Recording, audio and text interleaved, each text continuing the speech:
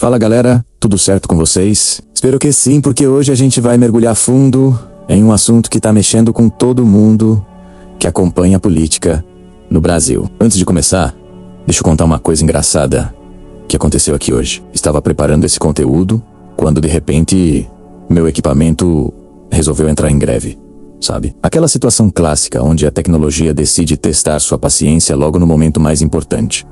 Resultado? Tive que refazer tudo praticamente do zero. Mas sabe de uma coisa? Faz parte do jogo. E quando você acredita no que está fazendo, não existe obstáculo que faça você desistir. Bora lá porque o conteúdo de hoje está recheado de informações que você precisa saber. Vamos começar falando sobre algo que realmente chamou a atenção nas últimas horas. Um dos jornais mais tradicionais do país, aquele que tem mais de 140 anos de história e que sempre foi considerado referência na imprensa brasileira, resolveu publicar um editorial que está dando o que falar. E não é para menos. Pela primeira vez em muito tempo, esse veículo de comunicação teve coragem de usar palavras fortes, de chamar certas situações pelo nome verdadeiro, sem aquele jogo de palavras que a gente já tá cansado de ver. O texto fala abertamente sobre como nosso país está caminhando para se tornar uma autocracia, que no fim das contas é só um nome bonito para algo muito mais sério. Eles falam sobre como medidas excepcionais, aquelas que deveriam ser raras e justificadas, viraram rotina no nosso dia a dia político. E o mais impressionante é que isso está acontecendo sob o pretexto de defender a democracia,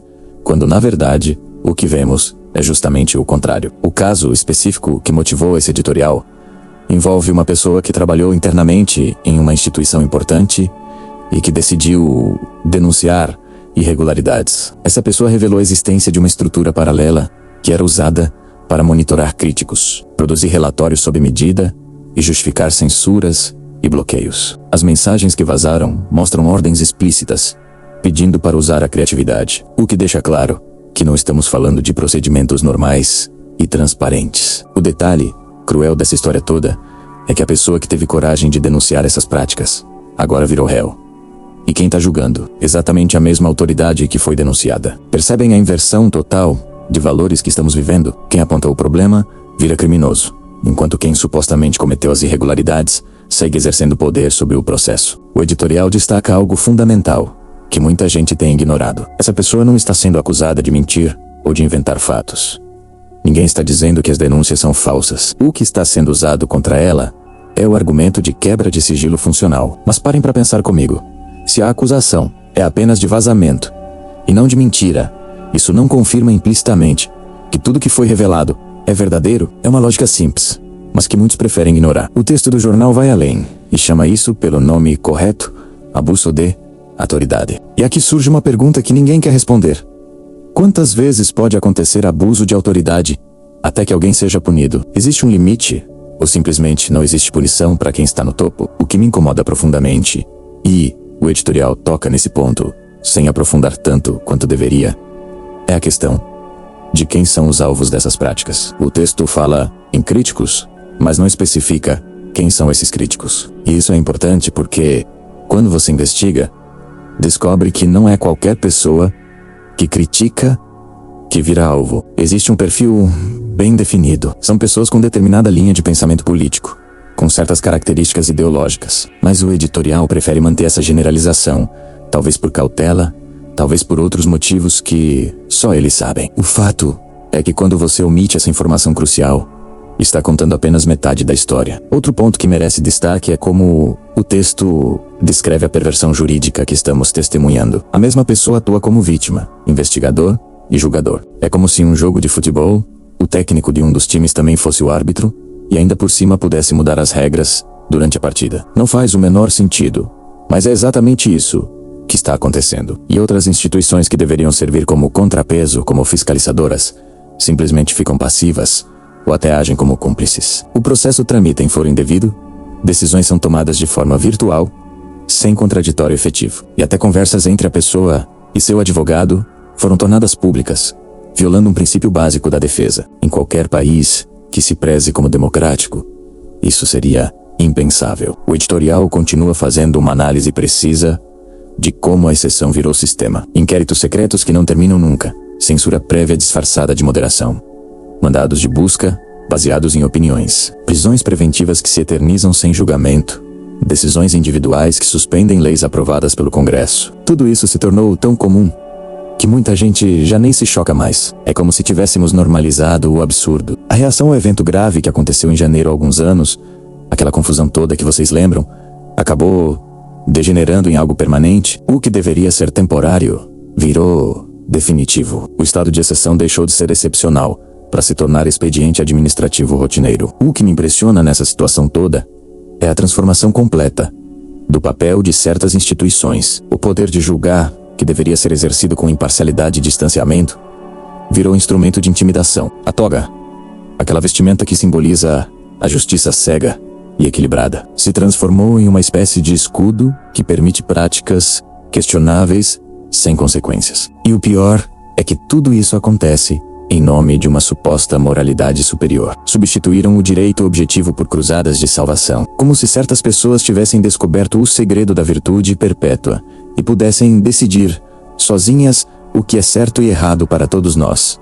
Julgam, absolvem a si mesmos e ainda aplaudem a própria atuação. É uma liturgia do poder disfarçada de ética, onde a imparcialidade virou sinônimo de fraqueza e a prudência é vista como covardia. Agora vem a parte que mais me frustra nessa história toda. Depois de descrever todos esses problemas graves, de apontar os abusos e as distorções, de caracterizar a situação como caminhando para uma autocracia, qual é a solução apresentada pelo editorial? Autocrítica. Isso mesmo que vocês ouviram. A sugestão é que as pessoas envolvidas façam uma autocrítica. Estamos falando de quase 7 anos pedindo autocrítica. 7 anos repetindo o mesmo discurso. E nesses 7 anos, a situação melhorou ou piorou? Qualquer pessoa honesta sabe a resposta. O regime está mais consolidado. As práticas questionáveis se intensificaram. A perseguição não cessou. Então me digam, qual é o plano B quando a autocrítica não acontece? Porque claramente não está funcionando ficar esperando que as pessoas mudem espontaneamente. É como aquele ditado: insanidade é fazer a mesma coisa repetidamente, esperando resultados diferentes. O que deveríamos estar discutindo é muito mais profundo. Quando você tem abuso de autoridade devidamente caracterizado e documentado. Quando você tem inversão de papéis, onde o denunciante vira réu e o denunciado vira juiz. Quando você tem violação sistemática de princípios constitucionais, qual é o mecanismo previsto em lei para corrigir isso? Essa é a pergunta que ninguém quer responder. Será que simplesmente não existe mecanismo? Será que o sistema foi desenhado de forma que certas posições ficam completamente imunes? Ou será que os mecanismos existem, mas ninguém tem coragem de acioná-los? São questões fundamentais que precisam ser enfrentadas, mas que o editorial, apesar de bem intencionado, não aborda. Mudando um pouco de assunto, mas ainda dentro do tema judiciário. Tem uma movimentação política acontecendo nos bastidores que merece nossa atenção. Recentemente houve uma votação para um cargo importante e o resultado foi interpretado como um recado. O candidato do governo conseguiu aprovação, mas por uma margem muito apertada. Precisava de 42 votos e conseguiu apenas 46. Pode parecer que passou tranquilo, mas quem entende de política sabe que isso é um sinal vermelho piscando. Um parlamentar chegou a fazer uma provocação dizendo que o próximo candidato do presidente para outra vaga importante morreu antes mesmo de nascer e ironizou perguntando se o presidente teria coragem de tentar uma ressurreição. O candidato em questão continua na lista, mas o preço político da nomeação sobe a cada dia que passa. A questão é que existe uma disputa velada acontecendo. De um lado, você tem um nome que é claramente ideológico, alguém que realmente carrega as bandeiras de um partido específico e de uma visão de mundo bem definida. Do outro lado, você tem perfis mais alinhados com o establishment, pessoas que são vistas como mais previsíveis e controláveis pelos grandes grupos de poder. E aqui entra algo interessante. Quem foi o último nome com perfil partidário forte nomeado para o Supremo? Essa pessoa hoje está tocando investigações que miram justamente o esquema de distribuição de verbas que beneficia o Centrão. Então não é paranoia achar que os políticos do centro estão calculando se vale a pena apoiar outro nome com esse perfil ou se seria melhor pressionar por alguém mais palatável aos seus interesses. Os bastidores revelam que neste momento seria praticamente impossível aprovar o nome preferido do presidente. Parlamentares da própria base governista admitem isso reservadamente. Senadores importantes, que precisariam apoiar a escolha, estão resistentes. Parte significativa até dos ministros do Supremo preferiria um nome alternativo. Alguém considerado mais sólido tecnicamente e com experiência política que poderia ser valiosa ao tribunal, especialmente a partir de 2028, quando talvez a direita tenha maioria no Senado. Percebem? O cálculo de longo prazo. Estão pensando em como será o tabuleiro daqui a alguns anos e querendo alguém que saiba negociar com diferentes forças políticas. Antes de continuar, quero fazer um convite especial para você que está assistindo. Se esse conteúdo está fazendo sentido para você, se está ajudando a conectar os pontos de uma situação política complexa, deixa aqui embaixo nos comentários qual parte da análise mais te surpreendeu até agora. Quero saber o que você pensa sobre essa história do denunciante que virou réu. Você acha que existe solução dentro do sistema atual? Ou precisaríamos de mudanças mais profundas? E já aproveita para se inscrever no canal se ainda não é inscrito. Porque o objetivo aqui é exatamente esse: descomplicar a política, mostrar o que está acontecendo nos bastidores e dar ferramentas para você formar sua própria opinião. Não queremos que você simplesmente acredite no que falamos. Queremos que você entenda o contexto e tire suas próprias conclusões. Voltando ao assunto, tem um detalhe crucial nessa disputa política que precisa ser mencionado. O presidente atual, mesmo tendo apoio da imprensa tradicional, mesmo tendo o Centrão historicamente ao seu lado, e estando disposto a fazer as negociações necessárias, ainda assim está encontrando dificuldade para emplacar quem ele quer. E isso acontece em um momento onde a popularidade dele já está em declínio. Agora, imaginem como era difícil para governos anteriores que não contavam com esse apoio midiático, que enfrentavam oposição feroz de diversos setores, que tinham que escolher nomes dentro de carreiras específicas, com perfis que agradassem diferentes grupos. As dificuldades eram exponencialmente maiores. Essa comparação é importante porque muita gente olha para o passado recente sem fazer uma análise verdadeiramente honesta e contextualizada das dificuldades enfrentadas. É fácil criticar decisões quando você não estava na cadeira, tendo que lidar com pressões vindas de todos os lados simultaneamente. O presidente anterior tinha que escolher pessoas de carreiras específicas, com perfis técnicos adequados, que passassem por sabatinas hostis. Tudo isso enquanto enfrentava uma oposição que controlava grande parte das instituições e da mídia. As margens de manobra eram infinitamente menores. Então, quando alguém vem com aquele discurso simplista de que bastava ter feito diferente, essa pessoa ou está sendo desonesta ou simplesmente não entende como o jogo político realmente funciona. Agora vamos falar de um tema que está mobilizando a opinião pública de uma forma impressionante: a questão da segurança pública e o combate ao crime organizado. Uma pesquisa recente revelou algo que já era perceptível nas ruas, mas que agora tem números concretos. Os brasileiros que sofrem na pele a violência urbana, aqueles que realmente convivem com o medo diariamente, ou que tiveram familiares afetados pela criminalidade, essas pessoas não aguentam mais certos discursos abstratos sobre garantias processuais, quando o que elas veem é impunidade sistêmica. A pesquisa mostra que brasileiros inseguros, ou que foram vítimas diretas de violência, apoiam muito menos o sistema atual como ele funciona. E quem não confia nas instituições de justiça demonstra um descontentamento ainda maior com todo o arcabouço legal vigente. Por que será que isso acontece? Talvez porque essas pessoas vivenciam uma contradição brutal no dia a dia. De um lado, existe um rigor enorme com o cidadão comum que comete infrações menores. Do outro lado, vem criminosos perigosos sendo soltos repetidamente por tecnicalidades processuais. Teve uma operação policial grande recentemente, onde prenderam quase 100 pessoas em uma única ação. Sabe quantos já foram libertados poucos dias depois? Pelo menos 3 dos que tinham mandados em aberto foram soltos. Dos 82 presos em flagrante, a maioria passou por audiência de custódia e foi liberada. A população vê isso e se pergunta: qual é o propósito de arriscar a vida de policiais em operações complexas, se no final todo mundo volta para as ruas em questão de horas? Um comentarista experiente resumiu bem a frustração coletiva, dizendo que não adianta aumentar penas se todos são soltos de qualquer jeito. A única saída seria tratar organizações criminosas como o que elas realmente são: grupos que espalham terror sistematicamente. Mas, segundo ele, esse momento já passou e tudo continuará como sempre foi. Eu até entendo o pessimismo dele, mas discordo em parte. Acho que ainda existe margem para mudança, desde que haja vontade política genuína e pressão popular suficiente. O problema é que essa vontade política parece estar faltando justamente em quem deveria estar liderando essas transformações. Nos últimos dias, um projeto de lei importante que trataria dessas questões Virou um verdadeiro circo político. O relator já apresentou 5 versões diferentes do texto. 5 versões em poucos dias. Teve reuniões com figuras controversas da política tradicional, o que gerou desgaste imenso. E o pior, ninguém está explicando para a população o que está sendo modificado e por quê. As pessoas não nasceram sabendo como funciona o processo legislativo. Não nasceram entendendo as pressões, as negociações os bastidores.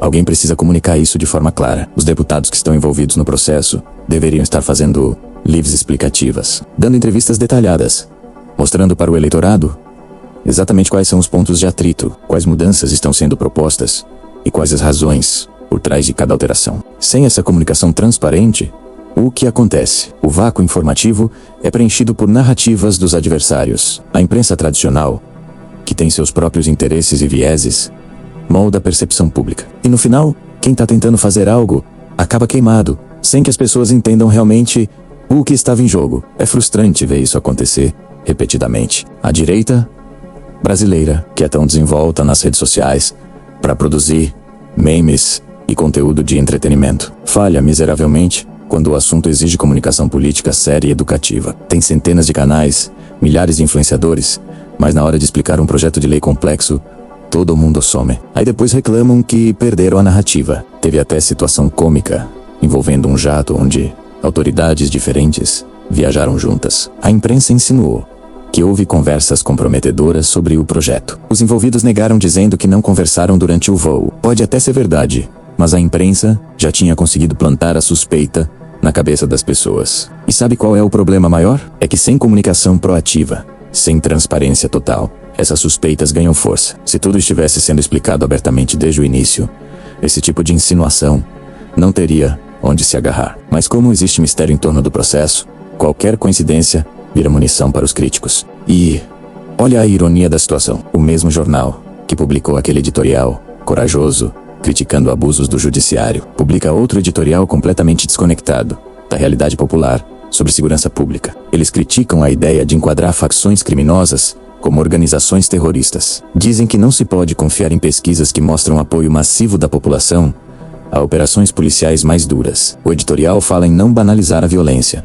em não ceder ao populismo punitivo, em preservar garantias processuais. Tudo muito bonito na teoria, mas 75% dos brasileiros apoiam um combate mais rigoroso ao crime organizado. 75%. Como você nega um número desses? Como você chama isso de populismo, quando é claramente a vontade esmagadora da nação? A verdade é que existe um abismo entre o que a elite política e intelectual acha correto e o que a população que sofre com violência diariamente está pedindo. E esse abismo só aumenta quando veículos de comunicação importantes ignoram dados concretos para defender posições ideológicas. A população das periferias, das favelas, dos bairros onde o Estado está ausente e o crime organizado domina. Essa população não quer discursos bonitos sobre ressocialização. Ela quer segurança. Quer poder sair de casa sem medo. Quer que seus filhos possam brincar na rua. E quando vê uma operação policial efetiva acontecer, ela comemora, independente do que os editoriais de jornal digam. Chegando ao final do nosso papo de hoje, quero te fazer um convite muito especial. Se você chegou até aqui, já percebeu que este canal é diferente. Não queremos apenas jogar informação na sua cara e tchau. Queremos construir uma comunidade de pessoas que realmente entendem o jogo político, que conseguem ler nas entrelinhas, que não se deixam manipular por narrativas rasas. Então se inscreve no canal agora, de coração mesmo. Aperta esse botão vermelho com carinho, porque você vai fazer parte de algo maior. E mais importante, conta aqui nos comentários qual é a sua experiência com esses temas que discutimos hoje. Você já foi vítima de violência urbana? Como está a segurança no seu bairro, na sua cidade? Você sente que suas preocupações são ouvidas pelas autoridades? Ou existe esse abismo que eu mencionei? E me diz também o que você aprendeu com esse vídeo. Teve algum ponto que clareou sua visão sobre esses assuntos complexos? Alguma conexão que você não tinha feito antes? Quero muito saber, porque é isso que nos motiva a continuar. Saber que estamos fazendo diferença na forma como as pessoas entendem o país onde vivem. Então comenta aí, compartilha com aquele amigo que precisa ouvir essas verdades e nos vemos no próximo vídeo. Um forte abraço e fiquem com Deus.